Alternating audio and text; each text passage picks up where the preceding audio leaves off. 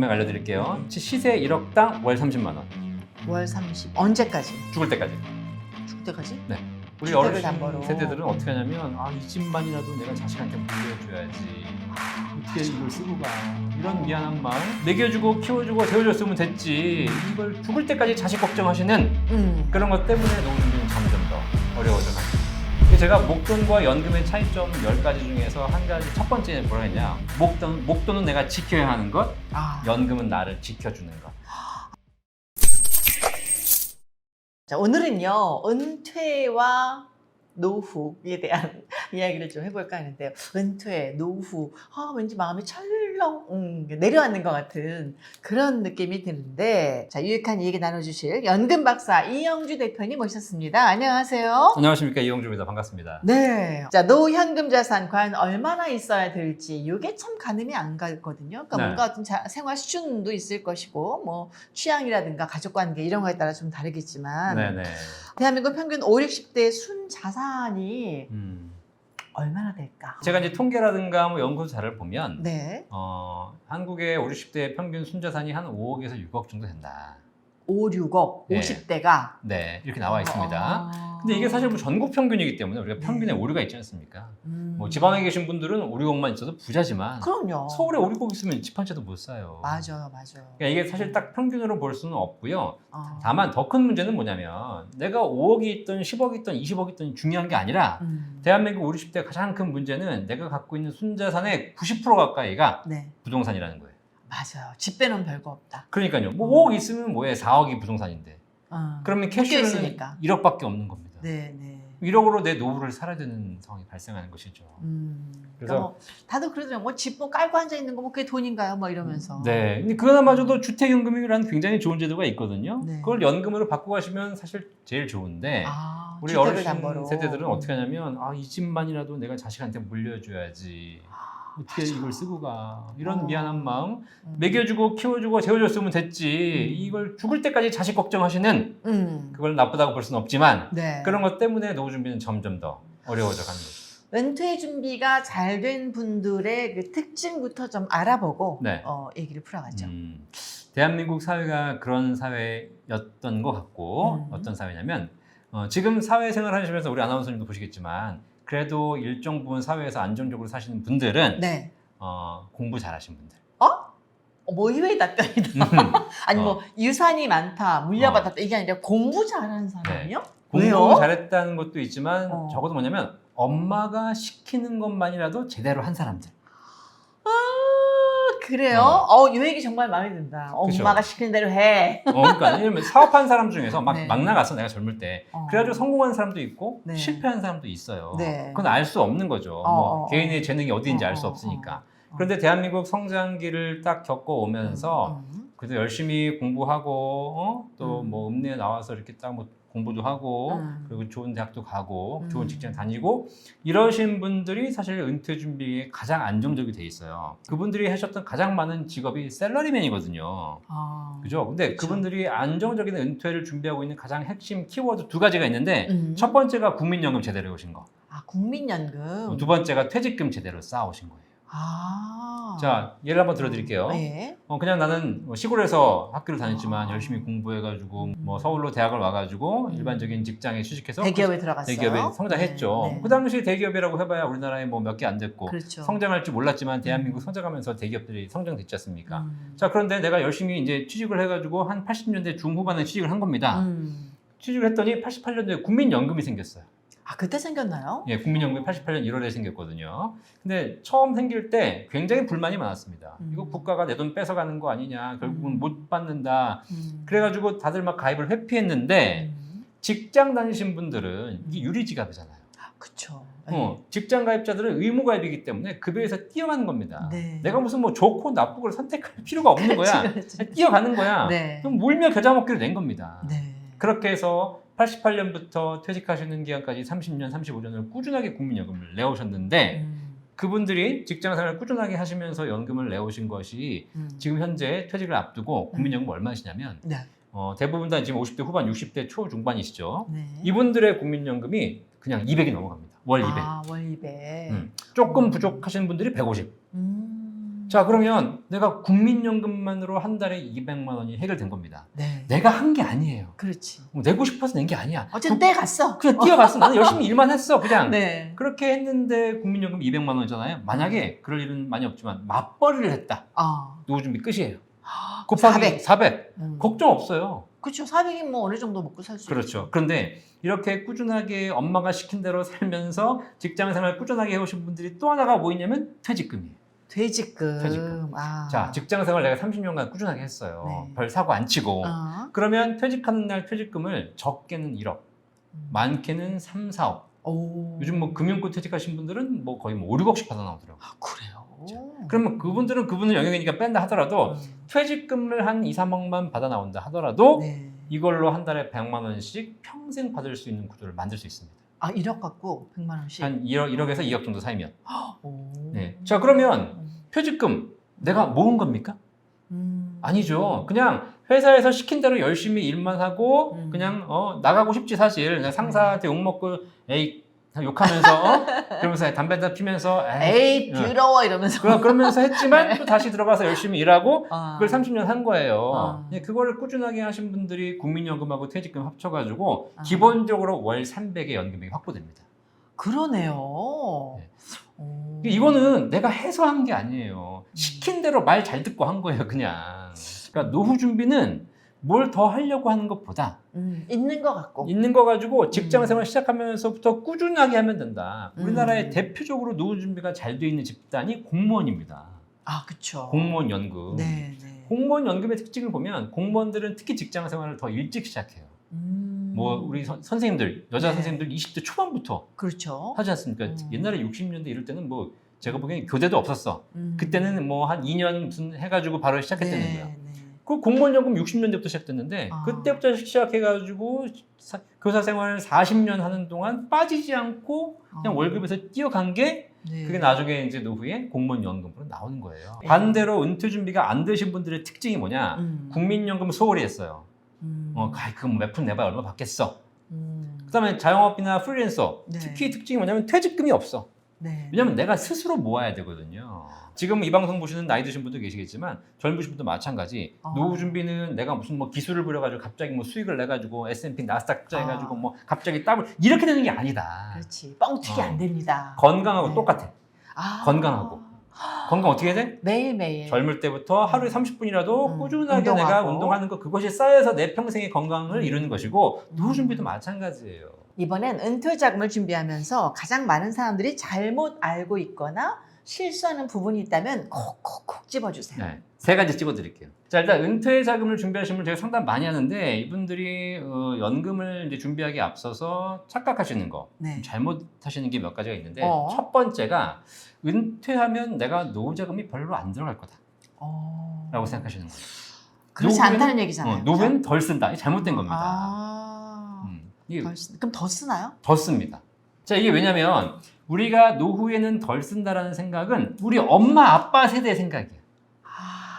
우리 어머니 아버님 뭐 8, 90세 되시는 우리 어머니 아버님 세대에는 골프도 안 쳤지. 골프도 안 쳐서 뭐 핸드폰을 써, 차를 타, 무슨 여행을 가, 뭐 문화생활을 아무것도 안 했어요. 그냥 집에 그냥 계셨지. 바둑 두면서 그렇죠. 등산 가시면서. 맞아요. 그러니까 노후가 되면 생활비가 안 들어가시는 거예요. 맞다. 그런데 지금 이제 은퇴를 앞두고 계시는 분들 보세요. 내가 인생을 어떻게 살았어? 얼마나 할 게 많아. 그럼요. 그동안 네. 못했던 거 다 거졌지. 해야지. 세계 여행 가야지. 명품백 사야지. 골프 쳐야지. 더군다나 젊을 때는 와인 마셔야지. 일주일에 5일, 한 달에 8시간을 돈을 버는 데 썼어요. 그렇죠. 시간이 많아. 돈 버느라고 돈 쓸 시간이 없었는데 이제는 은퇴하고 나면 하루 24시간, 1년 360일 모두 다 돈 쓰는 시간이야. 그러네. 할 게 엄청 많아. 그러네. 그러니까 어떻게 돼? 더 쓰게 되는 겁니다. 첫 번째, 돈이 덜 들어간다. 천만의 말씀. 만만한 더 들어갑니다. 말씀. 더 들어가. 네. 그러니까 그래서 그렇게 생각하고 준비하셔야 됩니다. 네. 두 번째, 노후에 그래서 목돈 있으면 내가 노후를 잘 살 것이다. 내가 통장에 캐시가 몇 억 네, 있으니까 네. 이걸로 내가 노후를 잘 살 것이다라고 생각하는데 이건 잘못된 생각이에요. 오, 그래요? 예. 그럼 목돈이 없어도 잘 살 거란 얘기예요? 목돈이 없는 게 차라리 나아요. 진짜? 예. 어머, 반가운 소리. 왜냐면 목돈 있으면 어차피 사기당해요. 자식한테 뺏기거나. 자식한테 뺏기는 게 사기야, 사실. 제일 나쁜 사기꾼이 자식이야. 돈 벌면 드리겠습니다. 그렇지. 갚지도 않아. 근데 또 가서 또 우리가 소송을 할 수도 없어, 자식은. 그렇지. 남들은 소송이라도 하지. 그죠? 맨날 와서 뭘 달라고 해. 그렇지. 사업하는데 1억만 꺼주세요. 뭐. 그러니까. 꺼주면 뭘 꺼져. 근데 그러면 그 자식이 잘못이냐? 아니야. 목돈 갖고 있는 부모가 잘못이에요. 그래서 제가 목돈과 연금의 차이점 10가지 중에서 한 가지, 첫 번째 뭐라 했냐? 목돈은 내가 지켜야 하는 것, 연금은 나를 지켜주는 것. 이 말 진짜 명언이다. 목돈 가지고 계시면 지켜내셔야 돼. 지켜야 하는 것. 네. 그런데 나이 70, 나이가 들어가면 들어갈수록 내가 목돈에 대한 통제력이 줄어든다는 사실이에요. 왜요? 판단력이 떨어지잖아요. 그러지. 기억력이 떨어지고 활동력도 떨어져요. 맞아. 그러니까 그냥 자식이 하라는 대로 그냥. 맞습니다. 그래. 거기다가 예를 들면 치매까지 걸려봐요. 아무것도 할 수 없는 상황에 통장에 10억이 있으면 뭐해. 나는 바보가 되는 겁니다. 그러니까 우리가 노후 준비를 할 때 항상 생각해 뭐냐면 늙음에 대해 생각해 봐야 돼요. 근데 젊은 사람들은 늙으면 무엇이 바뀔지에 대해서 고민하지 않은 상태에서 늙음을 이야기해. 그렇죠. 근데 나이가 들면 저도 사이가 이제 50대지만 늙진 않았지만 20대와 50대는 또 다르지 않습니까? 그럼요. 보면서 느끼는 게 뭐냐면 노후가 되면 될수록 목돈을 들고 있는 것이 나에게 도움되는 것이 아니라 점점 위험해지더라는 겁니다. 이거 관련해가지고 하나 더. 네. 세 번째. 네, 세 번째. 노후에 실수하는 게 뭐냐면 노후에도 자산 관리하면서 투자해서 내가 자산을 불리겠다고 생각하시는. 불릴 것 같은 마음. 예, 그런 생각이 있으세요. 그래가지고 사람들이 뭐냐면 내가 특히 이제 뭐 투자를 해가지고 수익을 내겠다. 이걸 지금 이렇게 수익이 나니까 이걸 평생 하게 되면 나중에 노후 계산기 두들기는 거야. 그렇지. 잘 될 것 같지. 수익률 곱하기 몇 얼마 퍼센트 나면 곱하기 얼마면 이걸로 내가 90대 100세까지 얼마 벌고. 아싸. 그렇지. 이거 하고 있는 거예요. 인생이 계산기로 돼? 안 되죠. 계산기로 됐으면 다 잘 살았어야지. 그럼요. 네. 근데 중요한 건 여러분이 노후가 되면 그걸 관리할 수 없는 상황이 온다는 거예요. 뭐 여러분 아시겠지만 얼마 전에 주가가 폭락했어요. 그렇죠. 널뛰게 하죠. 하루에 10% 폭락했어요. 그죠? 그걸 보면서 20, 30대와 5, 60대가 어떻게 느낄지를 보셔야 돼. 어떻게 다르죠? 20, 30대는요. 일단 투자하고 있는 돈이 얼마 없어. 그렇지. 들어가 봐야 1,000만 원이야. 그렇지. 10% 빠졌대. 그래 100만 원 그래. 100만 원 빠진 거야. 치킨 사 먹었다 치자 뭐. 그렇지. 열심히 일하면 되잖아요. 그리고 네. 이 친구들에게 앞으로 3, 40년의 시간이 남아있기 때문에 충분히 복구할 수 있고 그렇죠. 굉장히 좋은 교육도 돼요. 공부가 되지. 근데 이제 연세가 들어서 그렇죠. 폭락을 하면 네. 심적으로 심장마비 온다? 그럼요. 내가 불행히도 지난달에 퇴직을 했어. 퇴직금을 2억 받아가지고 2억을 가지고 이제 퇴직하자마자 누가 좋다 그래가지고 투자를 시작한 거야. 네네. 2억 투자를 했는데 뭣도 모르고 했는데 갑자기 하루아침에 무슨 반쪽짜리가 나 뭐. 10% 20% 빠져버렸어요. 네. 그럼 얼마야? 몇 천이 빠지는 거예요. 그래서 뭐 반토막 그러잖아요. 그러니까요. 그럼 내 노후 자금이 빠져버리는 거야. 이거 나 언제 써야 되냐면 다음 달부터 써야 되거든 지금. 그럼 이렇게 살 떨리고 막 갑자기 막 뇌졸중 올 것 같고 막 그렇죠. 그러잖아요. 네. 심장 벌벌 떨리고 그지. 인생이 불행해져요. 그러니까요. 아까 잠깐 얘기했지만 부동산에 묶여 있다. 네네네. 그런 얘기하면은 부동산 차라리 정리하는 게 어떨까? 부동산에 너무 많은 재산을 몰빵하는 것이 잘하는 것인가? 아닌 것인가? 근데 사실 투자는 지금까지 부동산이 최고였잖아요.